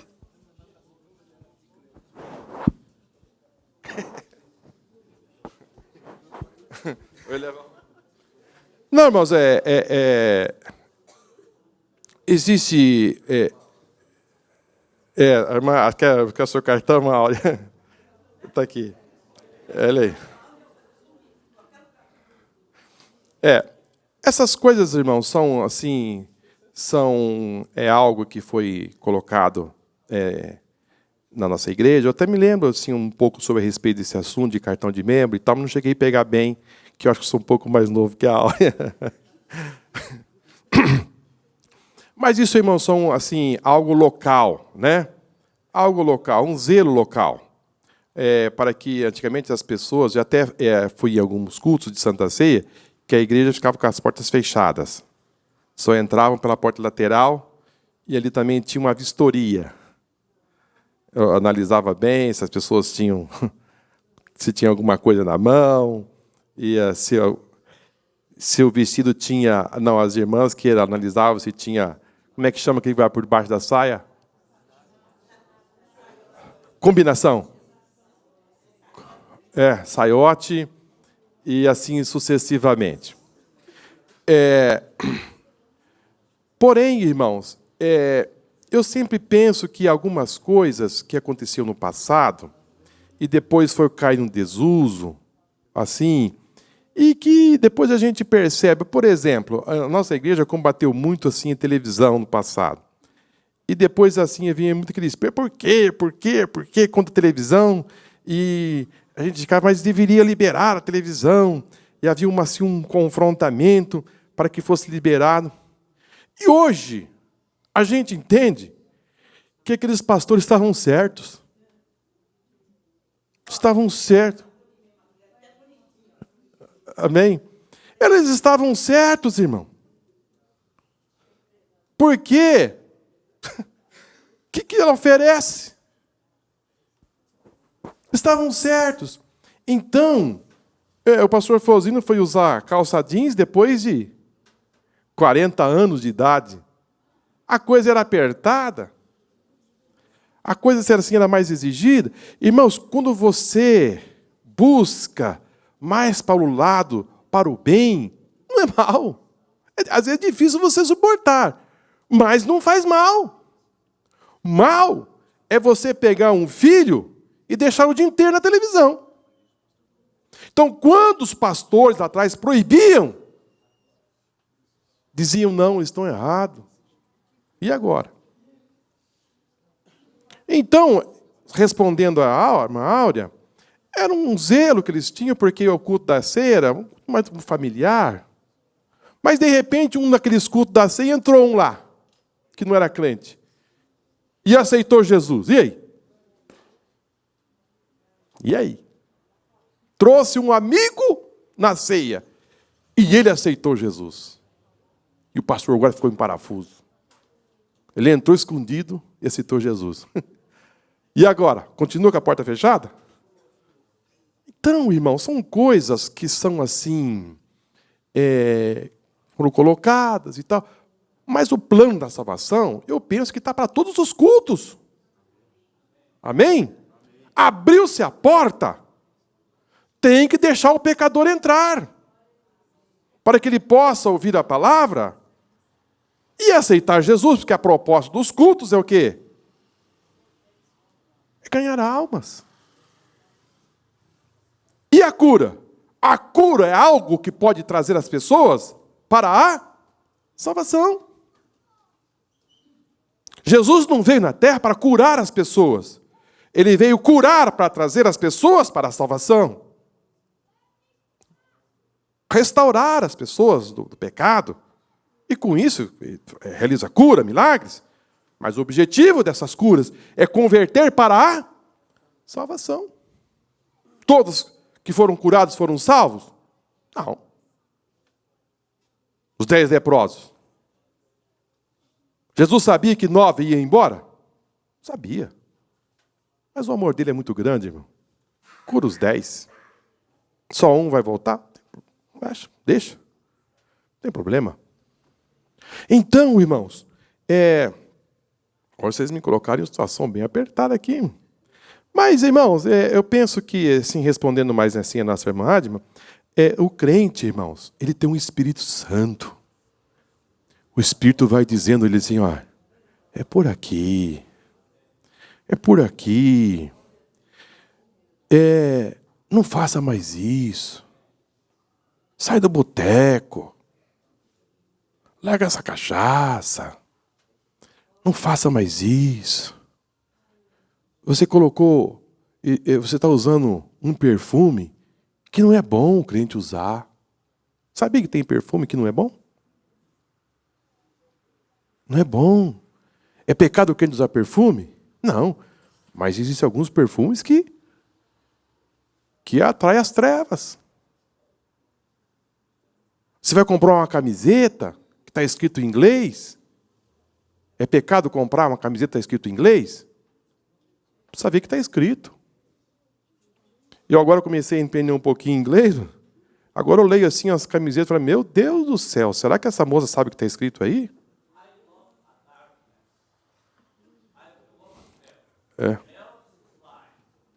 Você já viu uma camiseta escrita assim?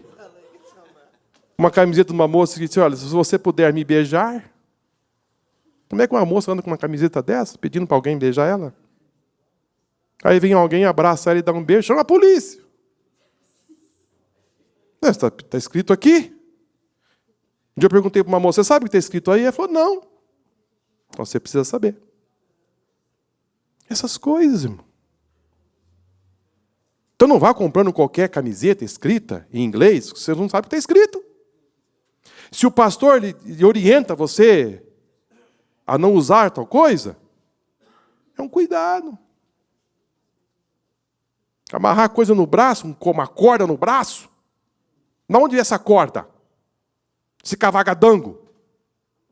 Um agente das trevas fica confeccionando essas coisas, você põe no braço, e quando você olha, alguém está com o negócio amarrado na perna. E aí? Olho de cabra, braço, caveirinha, e assim sucessivamente. E lá vai o crente. E depois, sabe o que acontece? Chama o pastor lá que está passando mal. Por que está passando mal? Atraiu as trevas. Que filme que você está assistindo? Que programa que você está assistindo?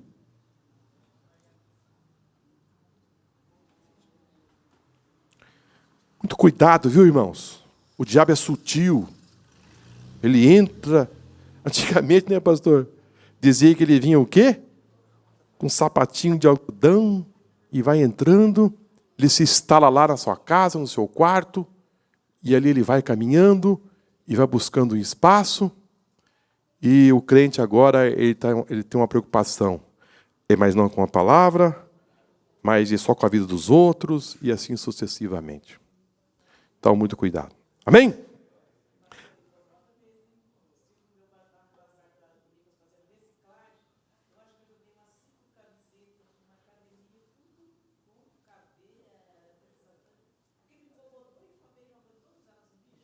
Joga no lixo. Joga tudo no lixo, faça uma limpeza em casa e joga as coisas que não servem no lixo, o lixo virtual, limpa o seu computador. Limpa o seu computador. Limpa o seu computador. Ah, mas essa foto aqui, mais essa mensagem, mais não sei o quê, limpa tudo. Faz uma limpeza. Você vai ver que essas coisas vão começar a sair embora. Você vai se aproximar mais de Deus. Você vai ter mais amor para com o próximo. e você vai ser um canal de bênção para as pessoas. Amém? Plantou, colhe. Olha, irmão, pastor, vou um negócio aqui. Se você plantar limão, você vai colher limão. É impressionante. A lei da semeadura. Eu estava nos Estados Unidos, e eu estava viajando para Orlando, e eu fui ouvindo uma mensagem aqui desta igreja pelo pastor sobre a lei da semeadura. Foi 2h30 de viagem, ouvindo aquela mensagem, falando para o Vinícius, olha, a gente começa, irmãos, assim a pensar, nesta lei da semeadura é séria. É séria. Ajude as pessoas. E você pode ter certeza que vai vir uma ajuda de alto para a sua vida. Ajude as pessoas. Ajude aqueles que mais precisam. Ajude as pessoas de uma forma, aqueles que estão fracos, aqueles que estão, de alguma forma, ajude que você vai receber de Deus. A lei da semeadura acontece. Às vezes, ela é imediata. Às vezes, é uma jabuticaba que você planta. É 20 anos para colher. Mas quando ela carregar, nossa, dá gosto, mano. Você olha assim no pé de jabuticaba, assim, você não vê nem o caule. Você não vê nada, você vê tudo preto. Fala, meu Deus, o que eu faço aqui? E é docinha. Você apanha no pé e é maravilhoso. É a semeadura. Meu Deus, irmão, vamos parar por aqui. Pastor? Vamos, irmãos, ofertar ao Senhor. Os nossos diáconos podem ofertar ao Senhor. E à noite nós estaremos aqui às 18 horas para mais um momento de louvor, adoração ao Senhor e traga as pessoas para receberem a salvação. Amém? E Deus vai continuar falando nos nossos corações. Pai Celestial, eu te louvo, Senhor, aqui nesta manhã. Uma manhã, Senhor, tão linda e tão maravilhosa. Quando, Senhor, podemos aqui estar aqui esses minutos, tratando, Senhor, algo concernente ao Teu reino. A Tua palavra, Senhor, é poderosa para causar as mudanças, Senhor, que nós tanto precisamos. Nós precisamos, Senhor, crescer, mas crescer, Senhor, em profundidade. Crescer, Senhor, em piedade. Crescer, Senhor, em valores espirituais. Ó, Senhor, não crescer apenas numericamente, mas, Senhor, ter uma gama aqui nesta terra que possa, Senhor, ser o diferencial. Ser realmente esse sal. Ser esta luz que possa brilhar, Senhor, nestas trevas. Queremos pedir, Senhor, em favor de todos os nossos internautas que estão conosco todas as manhãs de domingos, para que eles possam, Senhor, ter também esse crescimento onde eles moram, nas suas cidades, meu Deus, nas suas empresas, no seu trabalho. Que a Tua palavra, Senhor, possa ser o norte para as nossas vidas. Abençoa, Senhor, cada família, abençoa cada jovem, cada adolescente, cada professor, Senhor, dessa escola bíblica dominical aqui desta cidade e desta igreja. E todos, Senhor, desse vasto Brasil, que estão ensinando, Senhor, esta mesma palavra. Dê, Senhor, o conhecimento para esses professores, a graça, para que eles possam, Senhor, estar na frente desse trabalho tão importante, que é o ministério do ensino da Tua palavra. Abençoa também cada aluno, para que eles possam, Senhor, gerar fruto, produzir algo, Senhor, no Teu reino. Em nome do Senhor Jesus, nós te pedimos, agora e sempre. Amém e amém, Senhor Jesus.